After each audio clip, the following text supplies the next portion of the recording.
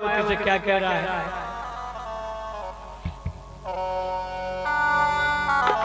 अज दो वर वधु एक है, अरे कैसी आफत छाई है, कोई पेश लो कर न सकूं या ऐसी विपदा आई।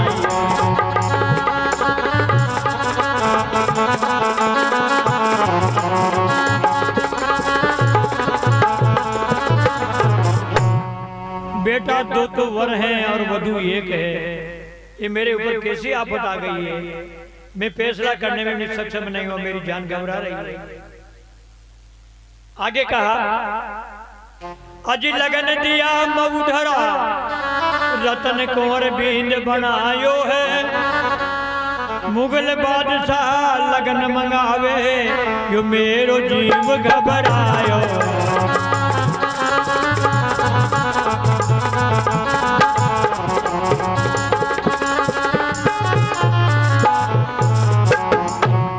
सतारा रण क्षेत्र बने, भारत होवे गो भारी, लाशों पर ये लाश गिरे, इज्जत बिगड़े सारी।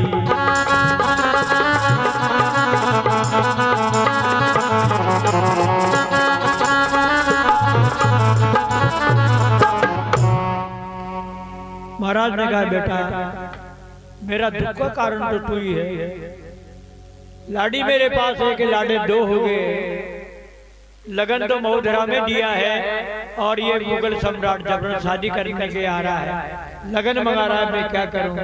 अगर ऐसा होता है वहां भी लगन देता हूं तो यहाँ रणभार तो हो जाएगा, लाशों पे लाश गिर जाएगी।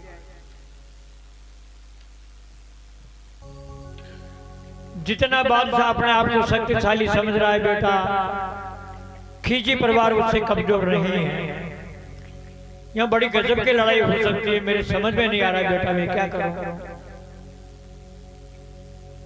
इससे तो मेरा जिंदा रहना ही ठीक नहीं है, मर जाना ठीक है बेटा, मैं तेरी शादी भी नहीं देख पाऊंगा, क्या पता परमात्मा तेरे साथ क्या करेगा। इस प्रकार राजा रो पड़ता है। धीरज बनाती है मायावती, ये भी अवतारी थी मेरे भाइयों, शक्ति का अवतार थी। क्या कहा पिता से? आज लगन लिखो दिल्ली भेजो। क्या कह रही मायावती? अरे पिताजी आपका संकट तो दूर कर लो, लगन लिख के दिल्ली भेज दो ताकि 15 दिन और मिल जाएंगे आपको। आगे क्या कहा? लगन लिखो दिल्ली भेजो, आपका संकट दूर करो, रहो महलिया आराम से, ब्याह शादी का काम करो।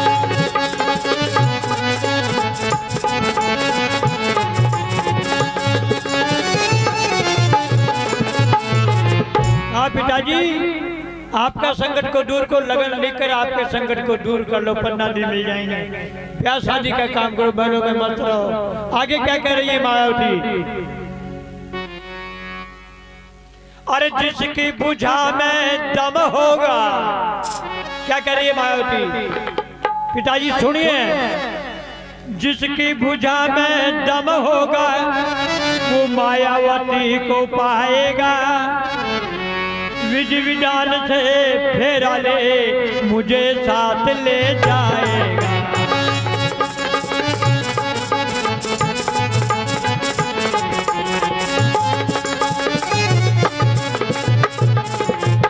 और आगे कहा लेख विधाता ऐसा है, ताले से नहीं टलती है, लाख करो चतुराई परी होनी हो कर रहती।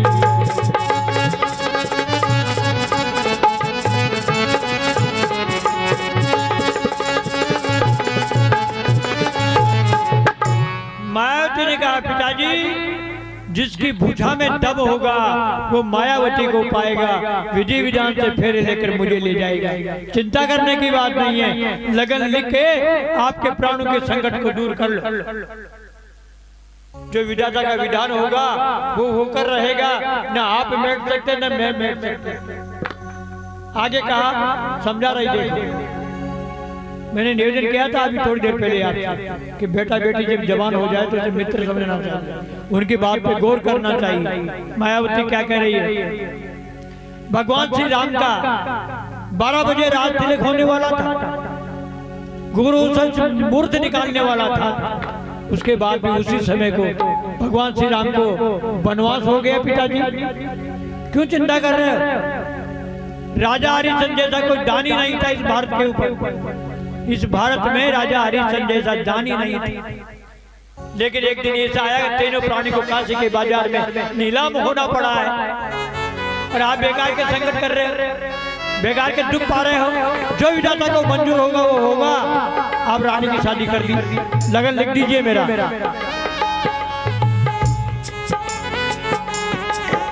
मायावती की बात के ऊपर गौर करके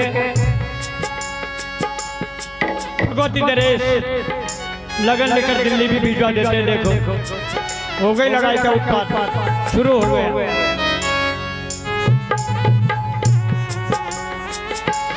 इधर लगन जाता है, मुगल नरेश लगन झेलता है और मायावती महल के ऊपर बैठकर एक पत्नी का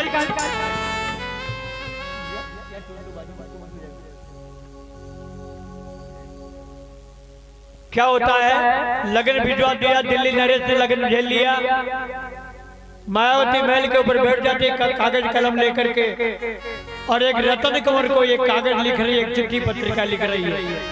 क्या लिख रही है उसमें, मऊधरा का लाडला अरे नमन मेरा बारंबार, मायावती ये सुहाग को प्रणाम करती बार।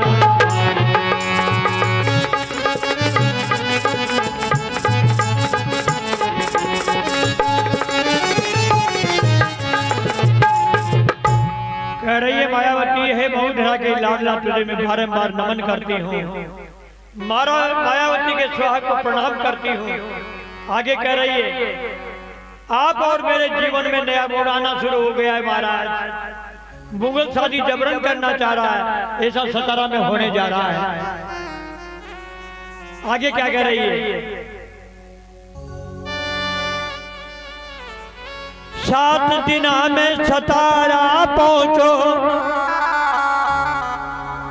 और ब्याह करके ले जाना तुम, 7 दिन आपकी नारी है वरना जीवत मत पाना।